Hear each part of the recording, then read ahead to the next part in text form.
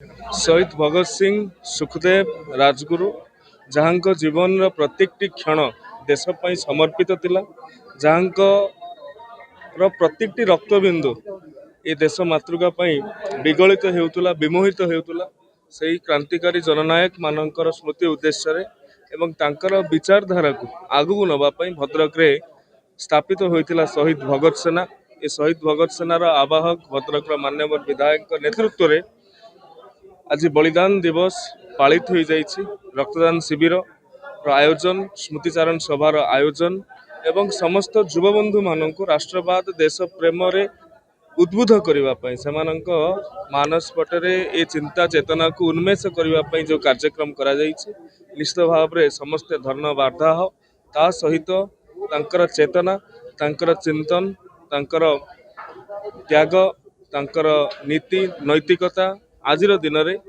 युवपीढ़ी मान भितर उद्बुद्ध हो आज ये संगठन एकमात्र लक्ष्य अटे। ये संगठन उत्तरोत्तर उन्नति कामना कर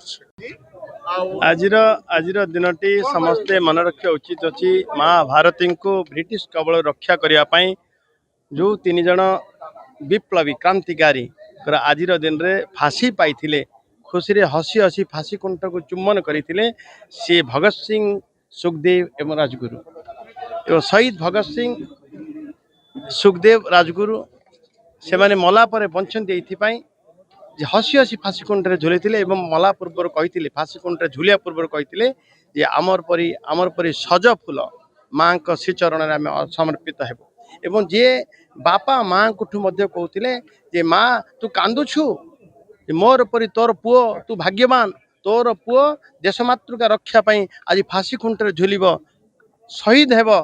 एवं बापा को कहते तुम ब्रिटिश आगे हाथ पताओ नहीं विरोध करुले मो जीवन मूल्यवान नुह मो सिद्धांत माँ भारती रक्षा पाई मु स्वाधीन संग्राम जोग देचु एवं क्रांतिकारी भावे जो दिन शहीद हेले आज दिन ठारू एक नूतन पर्यायर आरंभ है बड़ संग्राम बड़ विप्लव आज दिन आरंभ होता जहाँ फल भारत आज स्वाधीन होता आज युव मु निश्चित भाव आज दिन में युवपीढ़ी मान कहबी से देखु जो माने देश मातृकार सेवा करने देश मातृकार रक्षा करने देश मातृकार उद्धार पाई जो माने शहीद होते से अनुसरण करंतु अनुकरण करते केते कष्ट केते त्याग तपस्या बलिदान फल भारत मातार स्वाधीन होती एवं से ही रास्ते आम चलवा माँ को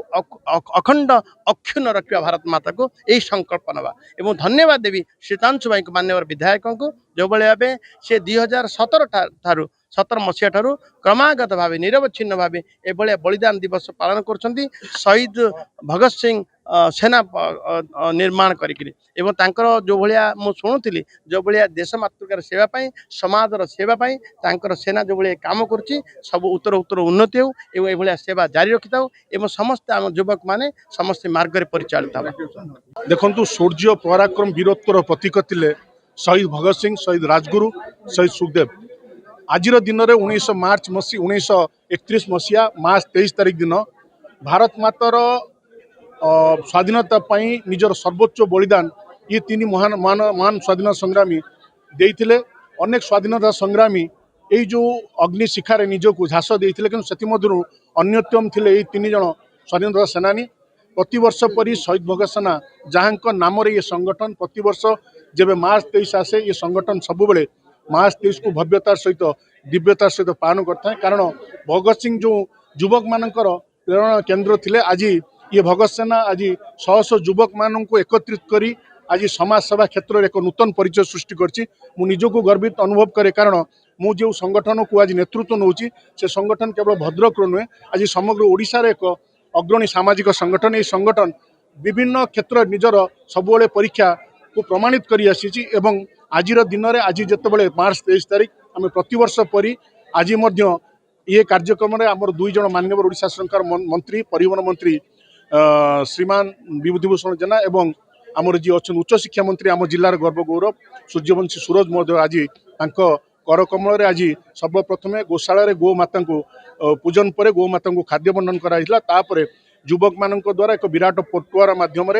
उभय मंत्री को आम स्वागत करूँ। अग्रसेन भवन में आम एक श्रद्धांजलि सभा स्मृतिचारण सभा आयोजन करूँ जो अनेक वर्गर लोक मैंने शहीद मान उद्देश्य स्मृति श्रद्धांजलि अर्पण करते किसी संवर्धित प्रतिभा को आम आज यही कार्यक्रम अवसर में संबोधित करूँ सर्वशेष कार्यक्रम जहाँकि प्रतिवर्ष परी चलित वर्ष जारी रही जो महान क्रांतिकारी मानकर जीवन प्रत्येक रक्तबिंदु ये भारत माँ भारती समर्पित थिला से महान क्रांतिकारी मानकर बलिदान को स्मरण करने आम प्रतिवर्ष एक रक्तदान शिविर आयोजन करथाउ ये रक्तदान माध्यम अनेक युवक मैंने आसती स्वतःपूत भाव रक्तदान करें कारण रक्तदान है महत्वपूर्ण और यही गोटे बिंदु रक्त कहार जीवन बचाइबार सहायक हम तेणु आपण माध्यम अनुरोध करी जो महान क्रांतिकारी माने जो स्वप्न देखी जो संघर्षमय जीवन जो त्यागमय जीवन जो समर्पण भाव देश मातृकमी से भावना को निज हृदय निज चेतन जागृत कर भारत माता को दिने विश्व सिंहासन बसैया आज दिन में संकल्प नेबा। धन्यवाद।